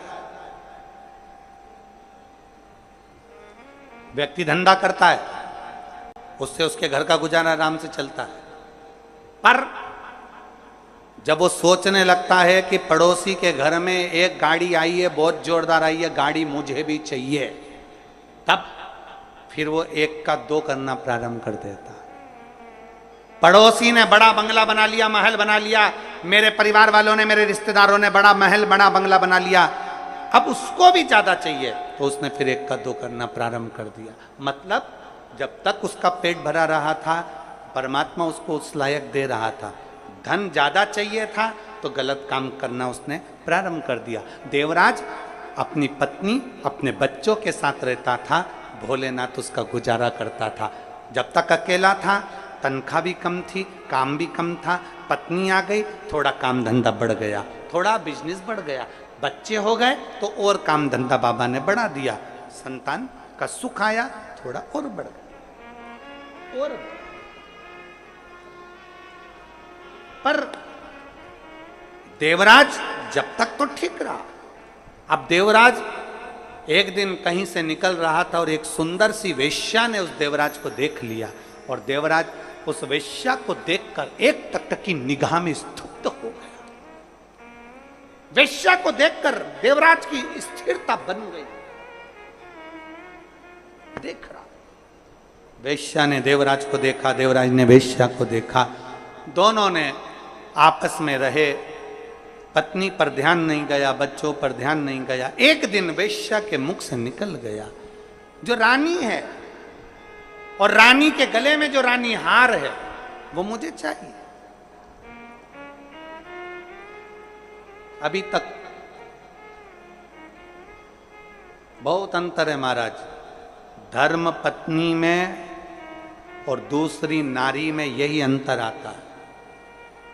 धर्म पत्नी अपने पति का चेहरा पहचान लेती है कि आज इनको कहीं ना कहीं घाटा लग गया है, इनके पास में इतना नहीं है, मेरे मोबाइल में मैं बैलेंस डलाने का नहीं बोल सकती, 50 रुपए का बैलेंस डलाने के लिए भी पत्नी अपने पति से नहीं कहती है, उसका चेहरा देख लेती है तो। और दूसरी नारी का संग जो पुरुष करता है, वो दूसरी नारी तुम्हारे चेहरे से मतलब नहीं रखती है, दूसरी नारी तुम्हारी जेब से और तुम्हारे पॉकेट से मतलब रखती है कि तुम्हारा धन कितना है।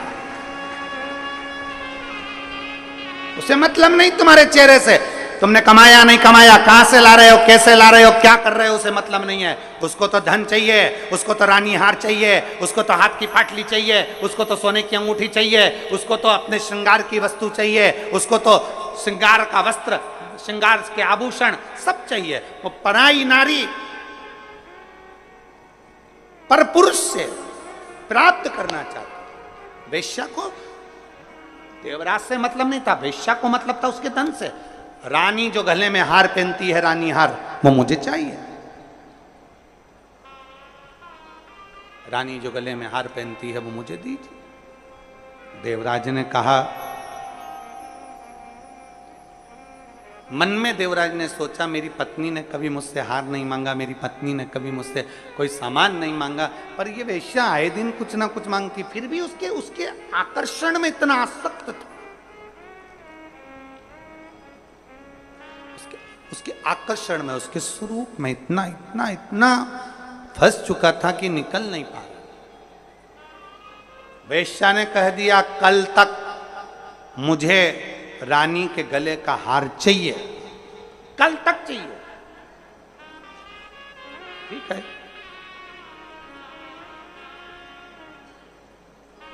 गया, रानी के गले का हार चुराकर चोरी का सामान लेकर भाग रहा था, पीछे दूत लग गए, शरीर में कष्ट हो गया, बहुत तपन होने लगी, बुखार सा आ गया, आगे बढ़ नहीं पा रहा था, ठंड बहुत लग रही थी, करूं क्या? तभी उसने विचार करा, कहीं जाके छुप जाता हूं। उसको मालूम नहीं था शिव जी के एक शिवालय में, शंकर का मंदिर नहीं होता, शंकर का शिवालय होता है। मंदिर में भगवान स्थिर होकर बैठते हैं। राम जी का मंदिर, भगवान कृष्ण का मंदिर, भगवान दत्त का मंदिर, देवी जी का मंदिर, देवता जी का मंदिर, इसका मंदिर, उसका मंदिर हो सकता है, पर शंकर का मंदिर नहीं होता। शंकर का जो मंदिर होता है उसको शिवालय कहते हैं। शिवालय का मतलब होता है कि जब हम एक लोटा जल चढ़ाने के लिए शंकर के मंदिर में जाते हैं तो शिव हम में लय हो जाता है और हम शिव में लय हो जाते हैं, वो शिवालय कहलाता है। शंकर हमारे भीतर, हम शंकर के भीतर। मंदिर में भगवान स्थिर होता है, शिवालय में भगवान स्थिर नहीं होता। शंकर के मंदिर में नंदी बाहर होता है।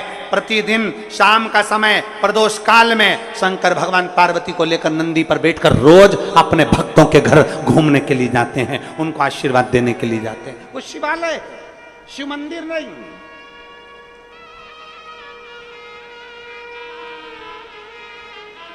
जो लोग कहते हैं कहां जा रहे हो, शंकर के मंदिर जा रहे हैं, नहीं नहीं नहीं, आपको कहना चाहिए शिवालय जा रहे हैं।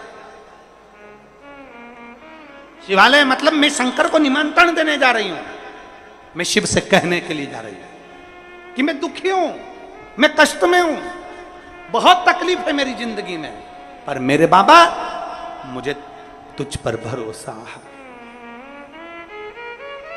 मुझे तुझ पर भरोसा है। जब कोई नहीं आएगा तब मेरा महादेव आए। एक पत्र, गजानन देवांगन जामुल भिलाई छत्तीसगढ़ के हैं।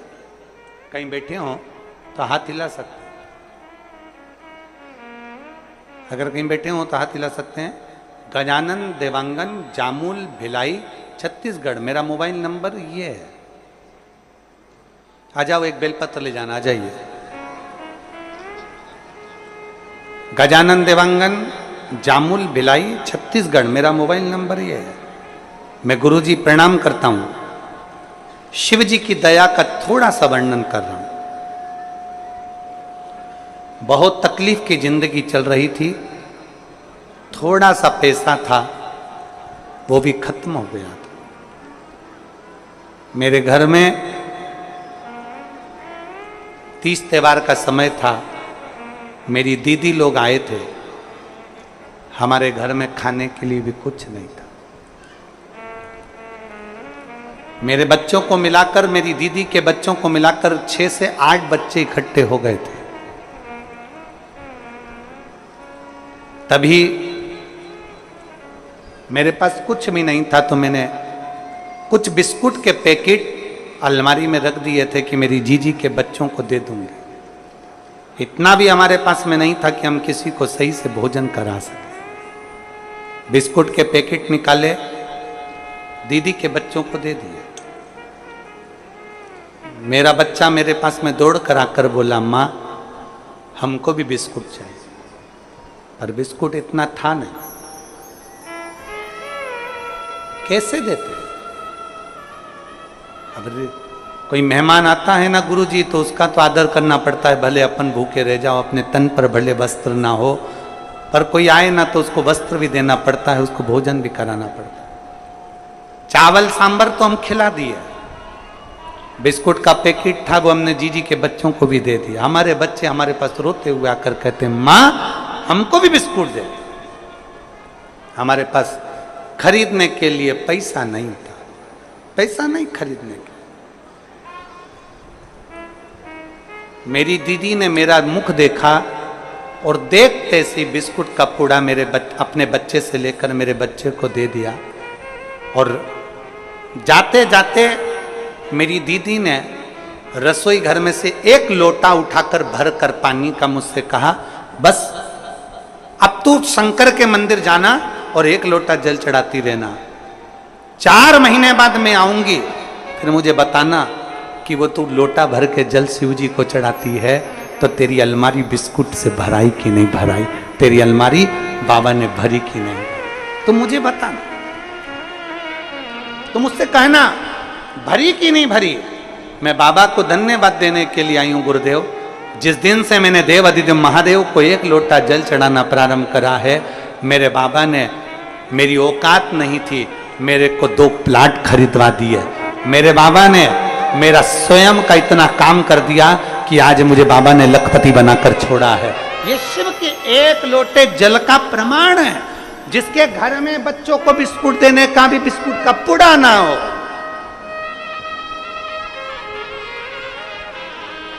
कोई लेट बनता है, कोई जल्दी बनता है, शंकर को जल चढ़ाने वाला एक दिन सेठ जरूर बनता। थोड़ा लेट हो सकता, थोड़ी तकलीफ आ सकती है, थोड़ी जिंदगी में आते हैं दुख पड़ाव ऐसे रहते हैं, जीवन में दुख तकलीफें चलती रहती है, जीवन में कष्ट आता रहता है, जीवन में दुख तकलीफें आती रहती है। जिसके पास में एक बिस्कुट का पूड़ा भी ना हो अपने बच्चों को देने के लिए, जो संघर्ष की जिंदगी जी रहा हो, अगर वो एक लोटा थाम ले अपने हाथ में और शिवालय तक जाए, शिवालय तक शिव में लय होने के लिए, शंकर को पाने के लिए,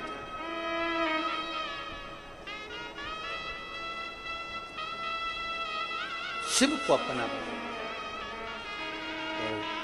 महाराज। एक लाइन बहुत अच्छी लगी है, नीचे वाली लाइन बहुत अच्छी है। शिव के सिवा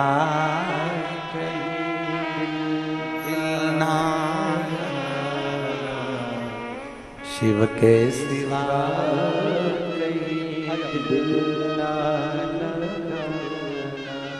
वरना पड़ेगा तुझे आंसू बहाना, वरना पड़ेगा तुझे आंसू बहाना। शिव के सिवा कहीं दिल ना लगाना, शिव के सिवा कहीं दिल ना शिव के मंदिर अगर शिवालय तक पहुंच रहे हो तो वो शिव की कृपा से,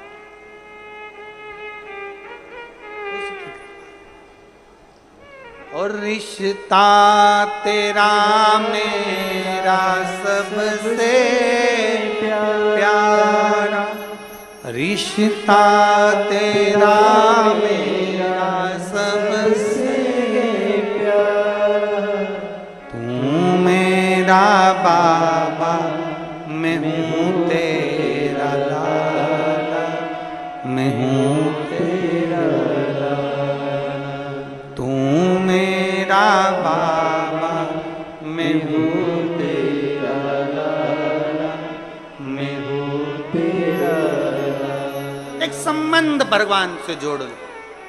ये मत सोचो कि मंदिर जा रहे हैं, मंदिर में मूर्ति स्थिर होती है, मंदिर में भगवान स्थिर होता है, पर शिवालय में भगवान स्थिर नहीं होता। शिवालय में तुमने जल चढ़ाया, तुम्हारा तांबे का लोटा, तुम्हारा हाथ शंकर के शिवलिंग के पास आया, शंकर ने वो हाथ पकड़ लिया और एक ना एक दिन तेरे दरवाजे पर पहुंचकर तेरा भंडार भर ही दिया। वो शिव है, शिव है।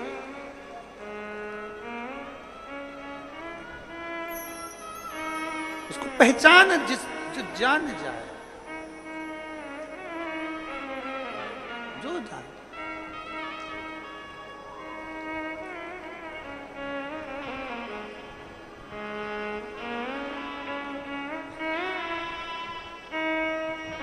जिसने जान लिया जान।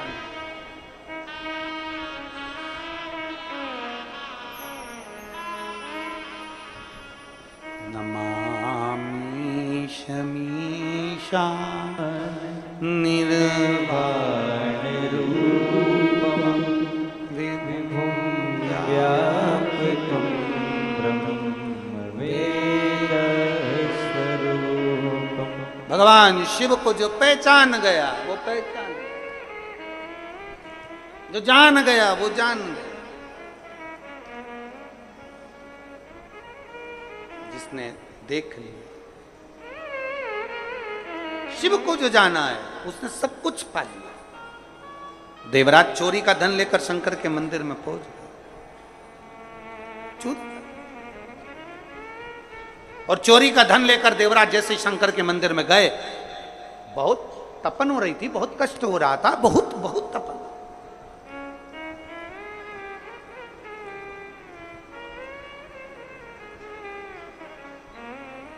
अंदर शिवालय में कोई शिव महापुराण की कथा कर रहा था। शिवालय, ब्राह्मण देवता चिल्ला रहे थे, हर हर। जरा दोनों हाथ उठाकर हर हर। कोई शिव भक्त जिसके दिल में शिव बैठ जाए, बहुत बड़ी बात। हम ये बोलबम सेवा एवं कल्याण समिति इसको धन्यवाद देते हैं। बोलबम कल्याण एवं सेवा समिति को धन्यवाद देते हैं, और दया सिंह जी आपको भी धन्यवाद देते हैं। एक सच्चे शिव भक्त का यही लक्षण होता है कि सावन महीने में इतने करोड़ों लाखों शिव भक्तों को शिव कथा सुनवा है। और दया सिंह जी, ये आपकी भी पुण्याई नहीं है, सही मायने में तो बताएं, ये आपके माता पिता की कोई पुण्याई होगी जो भरी होगी, जिसके कारण ये शिव महापुराण की कथा में। आपकी भी पुण्याई नहीं, आपके माता पिता की पुण्याई है। और ये माता पिता के संस्कार हैं, ये माता पिता की पुण्याई है। वो कहते हैं छोटी सी गुल्लक में पैसा डाले जाओ, गुल्लक भरा जाए, फोड़ा जाता है तो गिफ्ट आता है। आपके दादा परदादा माता पिता और आप, आपके परिवार और आपके मित्र दोस्त, आपकी पूरा ग्रुप और आपकी बम बोल समिति के पूरे ग्रुप का, उनके माता पिता का कोई पुण्य एक गुल्लक में इकट्ठा हुआ होगा, जो सावन की पहली शिव महापुराण की कथा ये भिलाई में हो रही है। ये पुण्य है। आप बोल बम का नारा है, ये पुण्य आई है, यही है, सामने आई है, ये पुण्य आई। और आप सब भी पुण्य वाले, जितने भिलाई के रहवासी हैं, जितने भिलाई में रहने वाले भक्त हैं, जो शंकर की कथा में पंडाल में बैठकर कथा सुनने के लिए जा रहे हो, बरसते पानी में छाता लगा लगा के, मैं कहूंगा आस्था चैनल वालों से जरा दिखाओ, आसपास में कहीं जगह नहीं, और लोग कथा के पहले दिन छाता लगा लगा कर बरसते पानी में शिव महापुराण की कथा लाखों की संख्या में लोग श्रवण कर रहे हैं। ये शिव भक्ति, इसको शिव भक्ति कहते हैं, इसको शंकर का समर्पण कहते हैं। ऐसे बरसते पानी में किसी के यहाँ शादी हो तो कोई ना जाए माता पूजन में भी, कोई मंडप में नहीं जाए, कोई बारात में नहीं जाए, और ऐसे बरसते पानी में लोग छाता लगा लगा कर खड़े शंकर की अविरल भक्ति को धारण करना है, शिव को प्राप्त करना है, शंकर को प्राप्त करना है, शिव को मिलना, शिव और कुछ नहीं। वो एक लाइन आती है ना, बड़ी सुंदर लाइन है, तुझसे मिलने के लिए तेरी कसम एक मुलाकात।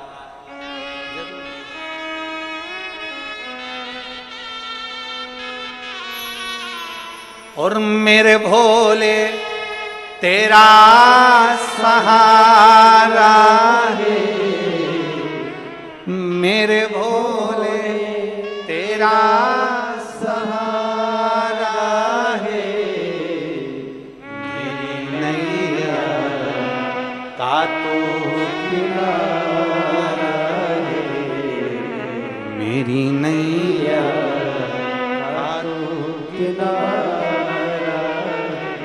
मेरे बाबा तुझे पुकारा है मेरे बाबा, तुझे पुकारा है मेरी नैया का तू किनारा है, मेरी नैया का तू किनारा। शिव को पाने के लिए जाना पुण्याई है आपकी। ये जितने लोग कथा सुन रहे हैं इनकी पुण्याई है, कथा करवा रहे हैं उनकी पुण्याई है, टीवी के सामने बैठकर आस्था चैनल पर कथा सुन रहे हैं आपकी पुण्याई है, मोबाइल को चालू कर कर दुकान पर बैठकर कथा सुन रहे हैं आपकी पुण्याई, ये आपकी पुण्याई है।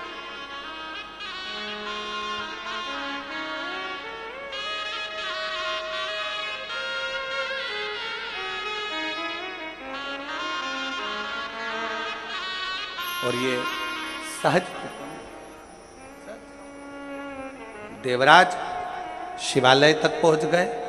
किसकी पुण्याई थी देवराज के? शंकर के मंदिर तक, शिवालय तक जाना पुण्याई कैसे?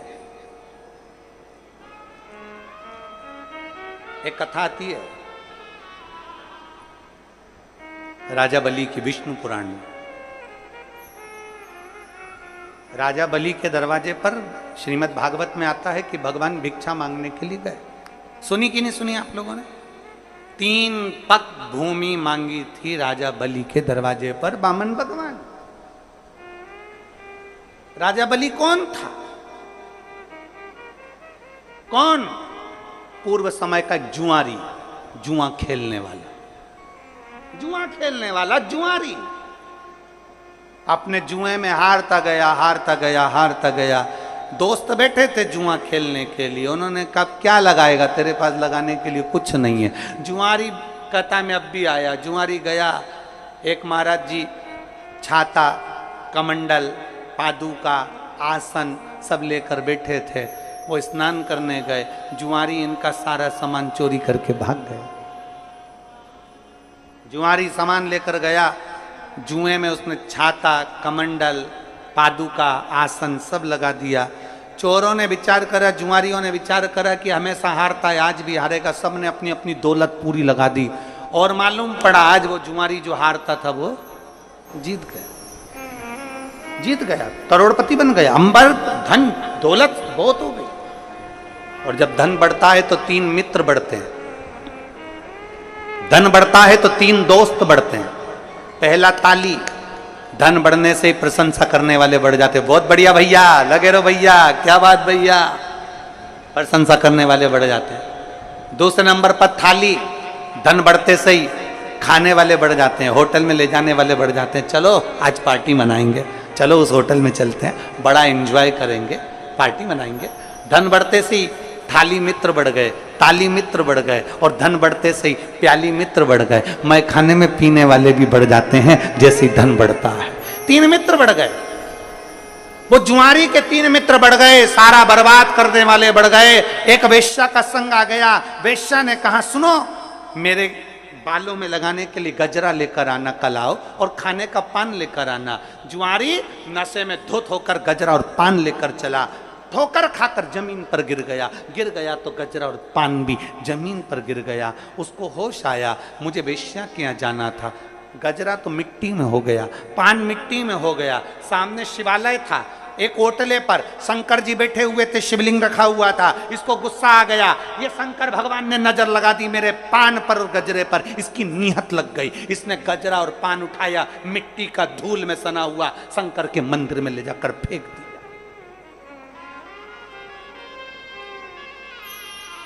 शिव के मंदिर में ले जाकर डाल दिया, ले तू खा ले। और नशे में धुत था, चले गया। 4 दिन के बाद कहीं नशे में डूब कर पानी में मर गया।